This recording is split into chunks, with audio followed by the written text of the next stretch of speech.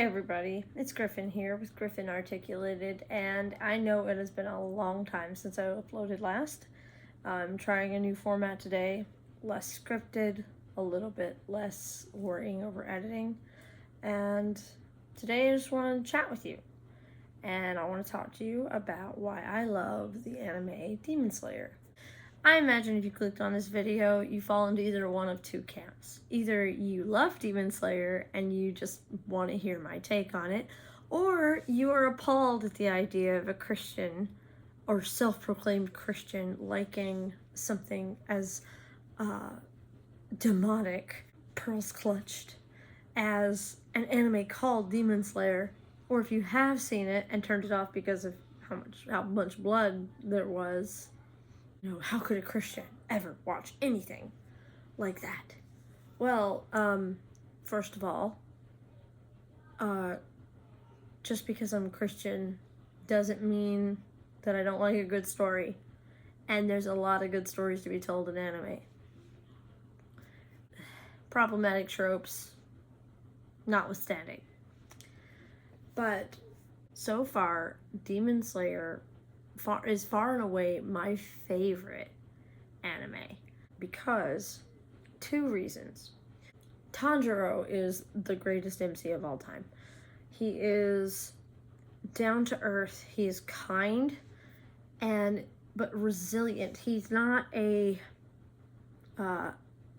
crybaby. Looking at you, Zenitsu. He is extremely resilient, and he knows what he stands for, even in the face of everything pulling against him. For those who are unfamiliar with the story, the basic bare bones of the story is that a young man named Tajiro is working as a coal merchant when his family is tragically all killed by demons. He comes back and finds them all dead, save his sister Nezuko, who has tragically been turned into a demon. However, when the Hashira, which is a trained warrior who specializes in killing demons, comes along the same trail and is going to take Nezuko out, Tanjiro stands up for her and takes responsibility for her and stops the Hashira from killing her, but she also stopped herself from the bloodlust that came upon her. So from then on, the whole rest of the series is about how Tanjiro and Nezuko fight her demonic nature as he trains to become a Hashira himself, as a warrior in the Demon Slayer Corps, a secret society of people who take out these monsters. He becomes one of the Demon Slayer Corps to both try to find a cure for Nezuko and to prevent this kind of thing from ever happening to any other family again. And it's all about his training, how he grows and becomes stronger and more resilient, and how Nezuko eventually continues to overcome her bloodlust to also be a fighter of her own kind. That's the bare bones oversimplification of it. Now, the thing I found the most profound in Demon Slayer that shocked me and made me love it is I actually found that it taught me something about what it means to love your enemies. And that sounds crazy, because the enemies are demons, and Tanjiro does not hesitate to kill them. So how does he show love to his enemies? Outside, loving your enemies seems one of those platitudes that Christians are kind of, they throw around, but either people don't really know what it means or they don't use it accurately. They think loving your enemies or doing good to those who hate you, as Jesus Christ said, is to enable bad behavior, is to allow evil to continue to exist and to be used and abused over and over because of the turn the other cheek doctrine that Jesus also spoke. But that's not what loving your enemies means. Loving your and this is why Tanjiro is the perfect example of what it really means to love your enemies, because even as he is taking out the evil of the demons, he never forgets that these creatures were once human, at least the bulk of them. They were once human, and through tragedy and poor choices and whatever terrible things led them to either accidentally or voluntarily becoming demonic, they are now a slave to their bloodlust. They are not who they once were, and he sees what the justice he's meting out as freeing them. And that is and he cries and he mourns over them. He does not take joy in their death. And the Bible also says that God does not take joy in the death of the wicked.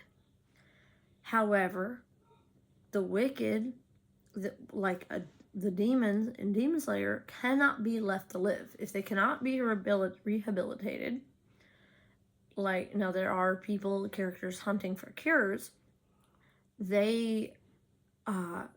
they cannot be rehabilitated, they must be stopped. And it is not loving to let somebody continue hurting everyone around them to the extent that the demons in the show do. And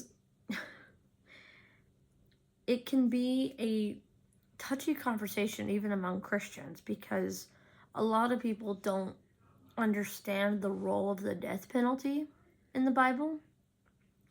And even while the Holy Spirit can rehabilitate anybody, it won't rehabilitate those who will not submit to its power. Christ will and can forgive anyone if the sin is repented of. And there are some sins that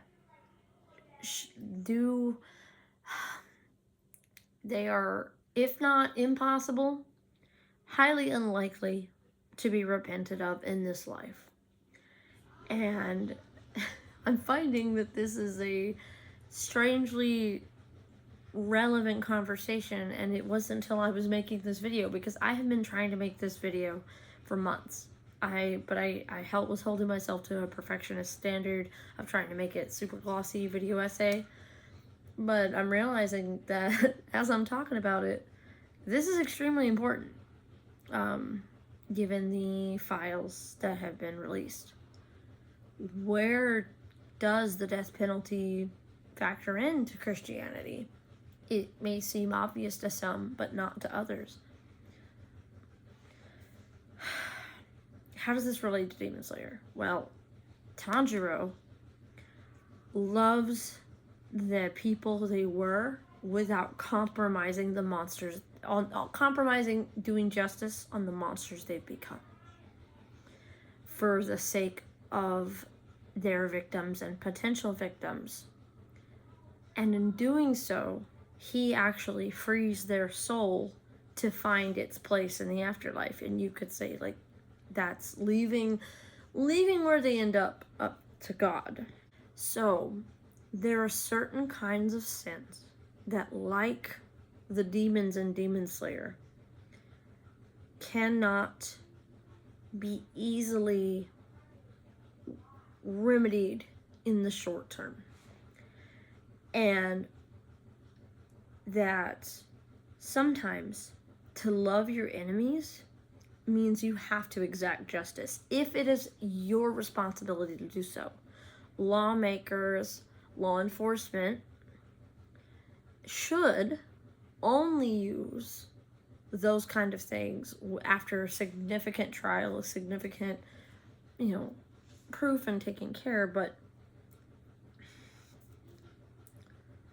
nobody mourns when a PDF file dies. And there's a reason for that.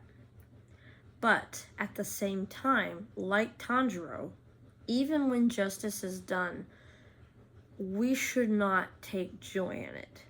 And that is what was so profound about his example to me, and why I love this show so much, is that he, to the very end, you can see that the only one he seems to truly hate is Muzan. And those who haven't seen the show, that's basically the oldest of the demons, the one who has turned people, who can turn others into demons. He was like the first one or something of that. Essentially he's Satan. And that's the one character that Tanjiro seems to hate, and it's because Muzan knows what he's doing. He chose this life. He chose to become a demon.